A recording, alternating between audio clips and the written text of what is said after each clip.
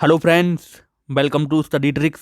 दोस्तों, इस lecture series में हम डिस्कस कर रहे हैं कंप्यूटर के 500 इंपॉर्टेंट क्वेश्चन की सीरीज़ को। तो आज हम डिस्कस करेंगे इसका पार्ट नंबर 5। आप लोगों को बता दूं, अगर आप लोग यूपी लेखपाल, railway, NTPC group D exam की तैयारी कर रहे हैं तो ये लेक्चर सीरीज़ आपके लिए बहुत ज़्यादा हेल्प करने वाली है। तो इसमें हम 25 इंपॉर्टेंट क्वेश्चन के प्रैक्टिस सेट को डिस्कस करने जा रहे हैं। फ्रेंड्स, अगर आप इन क्वेश्चन का PDF लेना चाहते हैं तो टेलीग्राम चैनल को ज्वाइन कर सकते हैं, और अगर आपने पहले के पार्ट्स नहीं देखे हैं तो उनको भी आप देख सकते हैं। उनका भी लिंक आपको डिस्क्रिप्शन बॉक्स में मिल जाएगा। चलिए स्टार्ट करते हैं आज का वीडियो।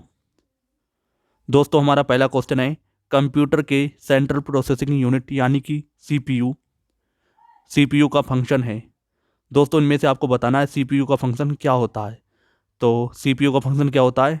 गणनाएं और प्रोसेसिंग करना। तो जो हमारा डाटा होता है उसकी गणना की जाती है यानी काउंटिंग की जाती है, और उसे प्रोसेस किया जाता है और उसे आउटपुट में कन्वर्ट कर दिया जाता है। तो इसमें ऑप्शन नंबर हमारा सी करेक्ट हो जाएगा, तो आप इसको ध्यान रखेंगे। चलिए अगला क्वेश्चन देखते हैं। अगला क्वेश्चन है हमारा, निम्न में से कौन सा कंप्यूटर का बुनियादी कार्य नहीं है? दोस्तों, सबसे पहला है डाटा को प्रोसेस करना। डाटा को प्रोसेस करता है कंप्यूटर। टेक्स्ट को स्कैन करता है, ये भी सही है। इनपुट को स्वीकार करता है, और क्या है, डाटा को स्टोर करना। तो टेक्स्ट को स्कैन नहीं करता है, तो इसमें ऑप्शन नंबर हमारा बी करेक्ट हो जाएगा। जो हमारा टेक्स्ट होता है उसे स्कैन नहीं करता, वो कौन करता है? स्कैनर करता है। तो इसमें ऑप्शन नंबर हमारा बी करेक्ट हो जाएगा। अगला क्वेश्चन देखते हैं, परिचालन का संपन्न करना। परिचालन संपन्न करता है, तो परिचालन क्या संपन्न करता है आपको बताना है। तो किसे करता है? Arithmetic logic. तो परिचालन संपन्न करता है, कौन करता है? ALU यानी कि अर्थमेटिक लॉजिक यूनिट। तो अर्थमेटिक करता है, तो इसे आप ध्यान रखेंगे। ऑप्शन नंबर हमारा इसमें बी करेक्ट हो जाएगा। अगला क्वेश्चन देखते हैं, कंप्यूटर में अधिकांश प्रोसेसिंग किसमें होती है? दोस्तों, कंप्यूटर के 3 भाग होते हैं मुख्यतः। सबसे पहला होता है हमारा इनपुट, दूसरा होता है हमारा प्रोसेस होता है, और उसे आउटपुट में कन्वर्ट कर दिया जाता है। तो आपसे पूछा जाएगा जो प्रोसेसिंग का कार्य होता है कहाँ पर होता है? तो दोस्तों, ये कहाँ पर होता है? तो आपको ध्यान रखना है, ये होता है CPU के अंदर। तो इसमें ऑप्शन नंबर हमारा सी करेक्ट हो जाएगा, CPU। तो आप इसको ध्यान रखेंगे। इसकी फुल फॉर्म होती है सेंट्रल प्रोसेसिंग यूनिट। अगला क्वेश्चन देखते हैं, कंप्यूटर निम्नलिखित में से कौन सा कार्य नहीं करता है? तो कंप्यूटर इनमें से कौन सा कार्य नहीं करता है? प्रोसेसिंग करता है, इंप्यूटिंग करता है, आउटपुटिंग भी करता है, लेकिन अंडरस्टैंडिंग नहीं करता है। कंप्यूटर की सोचने समझने की क्षमता नहीं होती है, तो ये आप इसे ध्यान रखेंगे। ऑप्शन नंबर हमारा इसमें बी करेक्ट हो जाएगा। अगला क्वेश्चन देखते हैं, प्रमुख मेमोरी किसके सामान्य से कार्य करती है? दोस्तों, प्रमुख मेमोरी किसके सामान्य से कार्य करती है? तो आपको ध्यान रखना है, किसके सामान्य से करती है? CPU के यानी कि सेंट्रल प्रोसेसिंग यूनिट से। तो ऑप्शन नंबर हमारा इसमें डी करेक्ट हो जाएगा।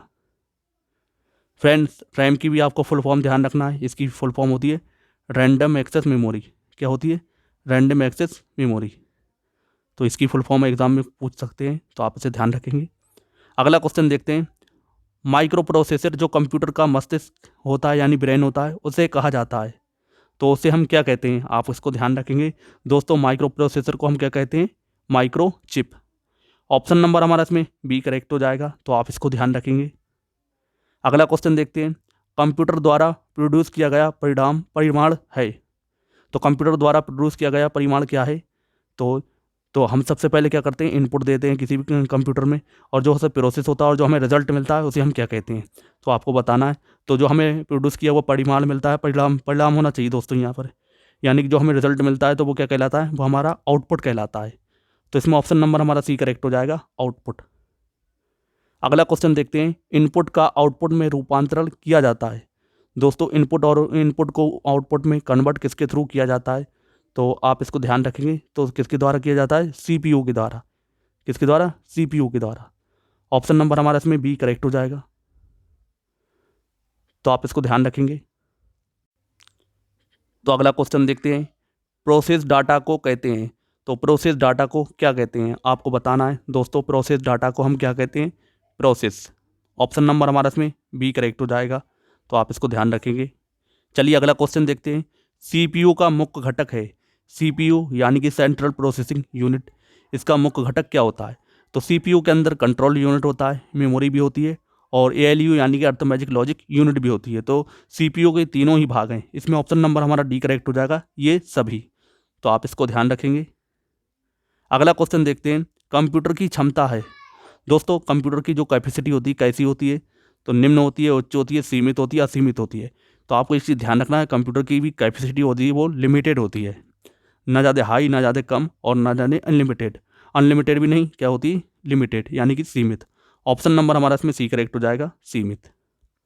अगला क्वेश्चन देखते हैं, कंप्यूटर को किस प्रकार की बुद्धि की संज्ञा दी गई है। दोस्तों आप सब जानते हैं कंप्यूटर के अंदर जो बुद्धि होती है तो वो कैसी होती है, कृत्रिम यानी कि आर्टिफिशियल। कैसी होती है, आर्टिफिशियल। ऑप्शन नंबर हमारा इसमें बी करेक्ट हो जाएगा, आप इसको ध्यान रखेंगे। अगला क्वेश्चन देखते हैं, मनुष्य की स्मरण शक्ति कंप्यूटर की तुलना में होती है। तो मनुष्य की जो सोचने समझने की शक्ति कंप्यूटर की तुलना में कैसी होती है, सामान्य होती है। आप इसको ध्यान रखेंगे, कैसी होती है, सामान्य होती है। ऑप्शन नंबर हमारा इसमें ए करेक्ट हो जाएगा, तो आप इसको ध्यान रखेंगे। चलिए अगला क्वेश्चन देखते हैं। अगला क्वेश्चन है, मानव मन तथा कंप्यूटर में किसकी गति अधिक है। दोस्तों मानव का जो मस्तिष्क है और कंप्यूटर का है, इनमें से किसकी गति अधिक होती है। तो किसकी होती है, ये क्वेश्चन थोड़ा कन्फ्यूजन भरा हो सकता है आपके लिए, आपको ध्यान रखना है, इसमें मानव मन की गति अधिक होती है। ऑप्शन नंबर हमारा इसमें बी करेक्ट हो जाएगा, क्योंकि मानव ने ही कंप्यूटर को निर्मित किया है, तो आप इसका ध्यान रखें। अगला क्वेश्चन देखते हैं, ईडीपी क्या है। दोस्तों ईडीपी क्या होती है, तो इसे इसकी फुल फॉर्म आपको बताना है। तो ईडीपी क्या होती है दोस्तों, इलेक्ट्रॉनिक डाटा प्रोसेसिंग। तो आप इसकी फुल फॉर्म ध्यान रखेंगे। ऑप्शन नंबर हमारा इसमें डी करेक्ट हो जाएगा, ईडीपी यानी कि इलेक्ट्रॉनिक डाटा प्रोसेसिंग। अगला क्वेश्चन देखते हैं, कंप्यूटर में सूचना किसे कहा जाता है।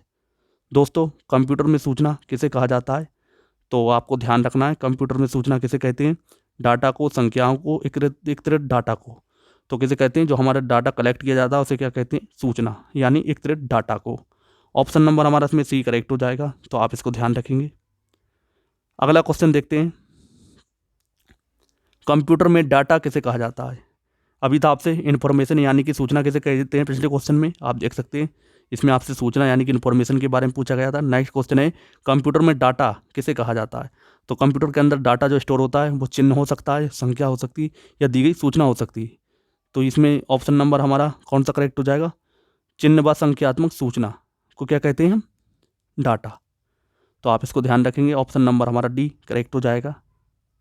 अगला क्वेश्चन देखते हैं, इनपुट का आउटपुट में रूपांतरण किसके द्वारा किया जाता है। दोस्तों इनपुट का आउटपुट में रूपांतरण किसके द्वारा किया जाता है, सीपीयू के द्वारा। ऑप्शन नंबर हमारा सी करेक्ट हो जाएगा, सीपीयू यानी कि सेंट्रल प्रोसेसिंग यूनिट। अगला क्वेश्चन देखते हैं, कंप्यूटर में जाने वाले डाटा को क्या कहते हैं। दोस्तों अब मैंने आपको बताया था कि कंप्यूटर की मेन चीज़ तीन तरह से कार्य करता है। सबसे पहले जो हम इनपुट करते हैं, जो हम अपना निर्देश देते हैं वो प्रोसेस होता है, वो चीज़ प्रोसेस होती है, और वो आउटपुट के जरिए जो हमारा रिजल्ट है वो हमें मिल जाता है। तो इसमें आपसे पूछा है कंप्यूटर के अंदर जाने वाले डाटा को हम क्या कहते हैं, तो इसी क्वेश्चन है इनपुट, उसे हम क्या कहेंगे, इनपुट। ऑप्शन नंबर हमारा इसमें बी करेक्ट हो जाएगा। अगला क्वेश्चन देखते हैं, डाटा प्रोसेसिंग का अर्थ क्या है। दोस्तों डाटा प्रोसेसिंग का अर्थ क्या होता है, तो वाणिज्य उपयोग के लिए जानकारी तैयार करना, इसे क्या कहते हैं, डाटा प्रोसेसिंग। ऑप्शन नंबर हमारा इसमें डी करेक्ट हो जाएगा। अगला क्वेश्चन है, एटीएम क्या होता है। दोस्तों आपको बताना है एटीएम क्या होता है, तो बिना स्टाफ की नकदी देने को एटीएम होता है, ये ऑटोमेटिक टेलर मशीन इसकी फुल फॉर्म होती है, आप इसको भी ध्यान रखेंगे। ऑप्शन नंबर हमारा इसमें ए करेक्ट हो जाएगा। अगला क्वेश्चन देखते हैं, कंप्यूटर प्रोसेस द्वारा इंफॉर्मेशन में परिवर्तित किए जाते हैं, तो किसे किए जाते हैं, आपको फ्रेंड्स ध्यान रखना है। तो ये किए जाते हैं फ्रेंड्स डाटा को। ऑप्शन नंबर हमारा इसमें बी करेक्ट हो जाएगा, तो आप इसको ध्यान रखें।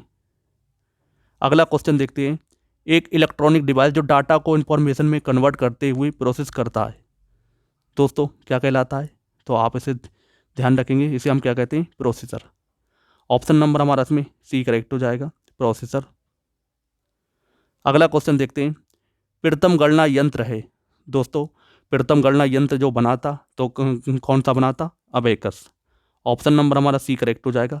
और किस देश में बना था आप ध्यान रख सकते हैं दोस्तों, सबसे पहले से चीन के अंदर विकसित किया गया था। तो ये एक गणना का यंत्र था, इसके अंदर एक गोलियां हुआ करती थी। तो आप कंप्यूटर में जब विस्तारपूर्वक पढ़ेंगे तो आपको पता लग जाएगा। तो इसमें कौन सा ऑप्शन करेक्ट हो जाएगा, अबेकस। ऑप्शन नंबर हमारा इसमें सी करेक्ट हो जाएगा, तो आप इसको ध्यान रखेंगे। दोस्तों ये था कंप्यूटर के मोस्ट इंपॉर्टेंट क्वेश्चन का पार्ट नंबर 5। आई होप आपने सारे क्वेश्चन की प्रैक्टिस अच्छे से की है। तो उम्मीद करता हूँ आप लोगों से कि आपको अपने एग्ज़ाम में ज़रूर हेल्प मिलेगी। और आप लोगों से छोटी सी रिक्वेस्ट है, आप वीडियो को लाइक और शेयर ज़रूर कर दें ताकि मुझे भी मोटिवेशन मिलता रहे। तो फ्रेंड्स, मिलते हैं नेक्स्ट वीडियो में नए प्रैक्टिस सेट के साथ। तब तक के लिए जय हिंद, जय भारत।